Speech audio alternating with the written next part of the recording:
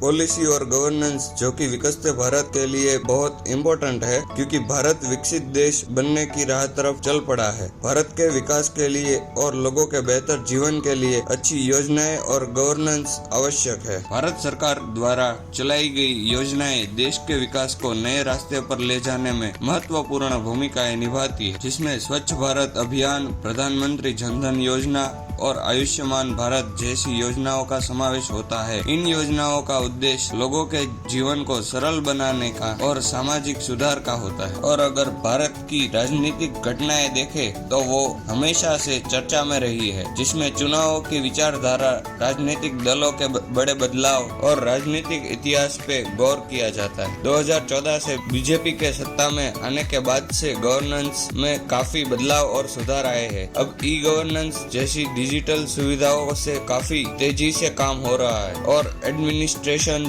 में भी लोगों की सुविधाएं बढ़ी है। गवर्नेंस का मतलब किसी पर्टिकुलर स्टेट या ऑर्गेनाइजेशन को रूल करना या गवर्न करना, जिसमें डिसीजन मेकिंग, एडमिनिस्ट्रेशन और पब्लिक सर्विस का समावेश होता है। हाल में गवर्नेंस काफी इजी हुआ है। ई धरा जैसी पोर्टल्स की मदद से काम काफी आसान हुआ है और पॉलिसी मेकिंग में इस सरकार ने काफी काम किया है, जैसे कि मेक इन इंडिया, आत्मनिर्भर भारत, डिजिटल इंडिया, आयुष्मान भारत। इन योजनाओं के लागू होने से हर एक नागरिक को लाभ मिल सकता है। और आर्थिक नीतियां जिनका महत्व देश की इकोनॉमिक ग्रोथ के लिए काफी ज्यादा है, जिसमें मुद्रा योजना और व्यापारिक नीतियों का समावेश होता है। इनकी वजह से छोटे व्यापार को विकसने की अपॉर्चुनिटीज मिलती है और भारत की इकोनॉमी भी ग्रो होती है। ऊपर से सामाजिक नीतियों की वजह से समाज के ऊपर काफी अच्छा प्रभाव पड़ा, जिसमें सर्व शिक्षा अभियान शामिल है। उसकी वजह से बेटियों को शिक्षा मिली और दूसरी सामाजिक योजनाओं की